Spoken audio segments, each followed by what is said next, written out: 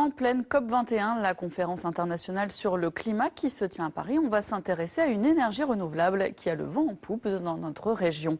Avec déjà plus de 500 mâts sur son territoire, la Picardie est la deuxième puissance éolienne de France derrière la Champagne-Ardenne.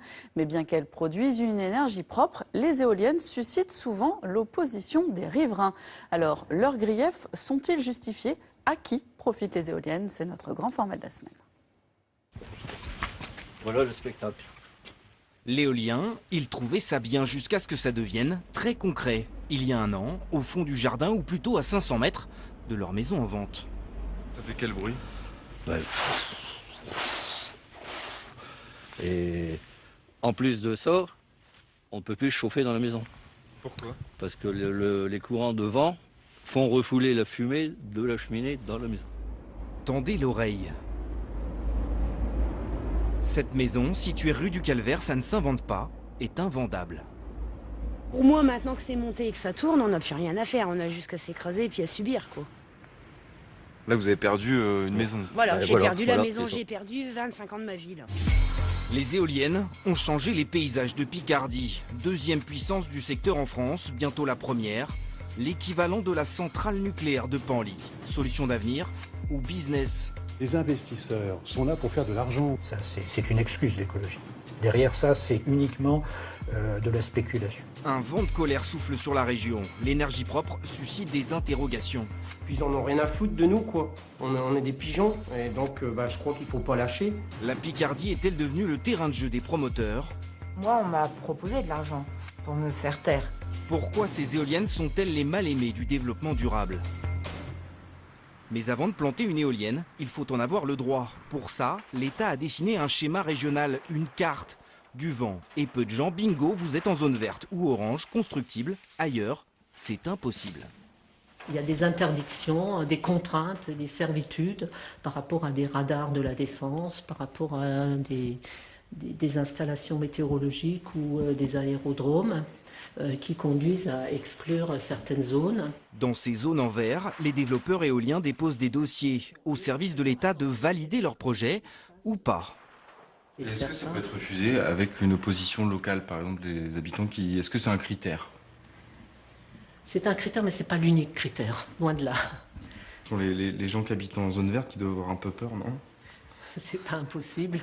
Alors pour éviter tout litige, les services de la préfecture prennent leur temps jusqu'à 2 ans d'instruction. C'est long, mais il faut ça pour revérifier chaque pièce du dossier des promoteurs, comme ici, l'impact visuel du projet. Donc on réalise des simulations d'éoliennes dans le paysage. Avec les outils dont on dispose, on arrive à essayer d'avoir une vision assez réaliste du projet tel qu'il sera dans le futur. Et quand l'administration dit oui, ça ne suffit pas toujours. Direction, le nord de la Somme. Ça c'est Miromont, ouais. C'est aussi la commune sur laquelle il y a toutes les événements. Sébastien Ramke pourra bientôt faire tourner ses machines en janvier prochain, 8 ans après avoir déposé un dossier. 8 ans d'attente pour valider un chantier de 3 semaines frustrant. Ce qui prend le plus de temps, c'est de rassurer tout le monde. C'est toute technologie un peu nouveau. Il y a toujours des hésitations, il y a toujours des choses qui se disent mais qui sont peut-être pas vraies. Et simplement, il faut bien expliquer des choses, il faut bien, peut-être aussi bien en amont, expliquer des choses pour éviter que des rumeurs se créent et après il y a un mouvement qui continue et finalement qui mène une opposition contre un projet. Malgré toutes les précautions, dans 100% des cas, le projet est contesté en justice, soit par la population, soit par des associations. Parmi les empêcheurs de tourner en rond, Valérie Bernardo et son avocat. Ces recours n'ont pas empêché les éoliennes de s'installer autour de chez elle dans l'Aisne, mais elle ne s'est pas arrêtée là, elle a mené son enquête. On est allé dans les mairies quand elles étaient ouvertes et on est allé consulter tous les documents éoliens.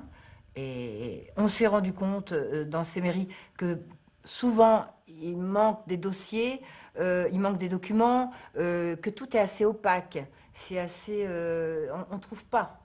On trouve pas le propriétaire avec la parcelle, où est l'éolienne, tout est confus.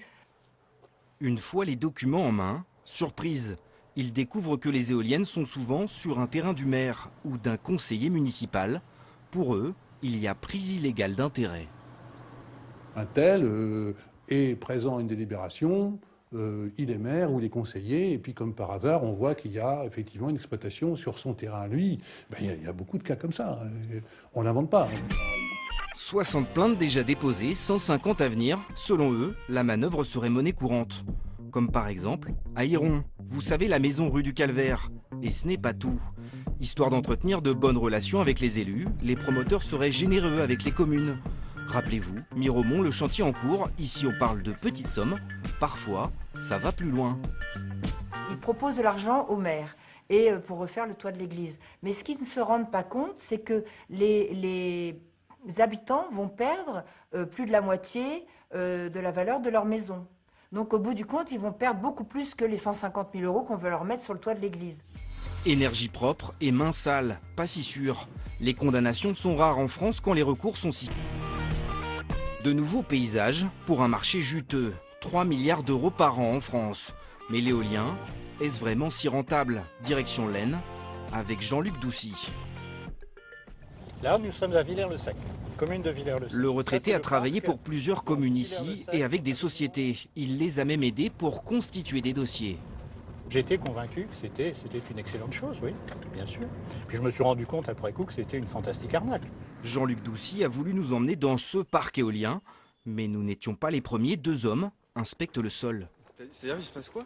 Eh bien, en fait, ils font effectivement un relevé des cadavres. Des chercheurs, en quête d'oiseaux et de chauves-souris, victimes collatérales des éoliennes. Et vous en trouvez fréquemment des cadavres au pied de ces machines? Des cadavres, vous en trouvez fréquemment au pied de ces... Mais ce n'est pas le sujet, on était là pour parler gros sous, car l'électricité éolienne, tout le monde la finance. 5 € par foyer et par an sur votre facture, pour soutenir un secteur qui représente 4% de la production totale. Le problème, c'est que c'est les consommateurs qui paient ça au travers de la CSPE en particulier. Le tarif de l'électricité a augmenté d'une façon considérable au cours des dernières années. Il va continuer à augmenter parce que justement, il faut financer cette rente, cette bulle spéculative. L'éolien est une bulle spéculative. L'éolien dispose d'un tarif fixé sur 15 ans pour aider la filière. Alors que les prix de vente fluctuent sur les marchés, le prix d'achat reste le même, bien supérieur, à 82 € du mégawattheure. Vous allez payer la différence. Aujourd'hui, une éolienne, c'est surtout le moyen de brasser beaucoup d'argent pour des affairistes. C'est donc de l'optimisation fiscale, c'est des rendements absolument considérables pour des fonds de pension qui sont souvent situés à l'étranger.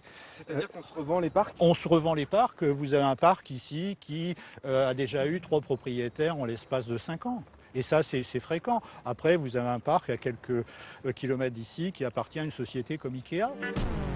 Ikea, Lidl, mais aussi Carrefour, ou encore les patrons de grandes enseignes, qui sur le papier n'ont pas grand-chose à voir avec l'éolien. Le vent, c'est de l'argent, les éoliennes sont devenues un placement financier sûr. Un placement ou un loyer pour cet agriculteur, 1 800 € annuels pour une éolienne dans un de ses champs. Mais après la mise en service, il a vite déchanté. Là, les abreuvoirs, il y en a tout le long de l'hangar, tous les environ 10 mètres. Donc ça fonctionnait très bien. Et depuis l'arrivée des éoliennes, on s'est aperçu que les vaches approchaient des abreuvoirs, mais ne consommaient plus d'eau, quoi. Et comment ça se fait? Nous, on ne l'explique pas, enfin moi je ne l'explique pas à mon niveau, mais c'est pas du courant parasitaire, c'est pas... on ne sait pas. Conséquence, une production de lait réduite de moitié depuis l'arrivée des éoliennes. Pire, ces vaches auraient des problèmes de croissance. Oui, je passe pour un fou. Déjà, le fait d'attaquer un parc éolien, on me dit que c'est le pot de terre contre le pot de fer, quoi. Mais si tout le monde se tait, on ne résoudra pas le problème, quoi. Donc aujourd'hui, moi, ce qui me fait le plus peur aussi, c'est que ma famille vit sur le site, quoi. Et leur santé est peut-être en danger aussi. Yann Joly espère maintenant 2 choses, une indemnisation et une étude scientifique sérieuse sur le sujet. En attendant, la Picardie va tourner à plein régime. Les objectifs fixés par l'État seront respectés dans les campagnes. Les lignes d'horizon vont encore bouger un peu. Imaginez 2 fois plus de mâts d'ici 2020 et des opposants toujours vent debout.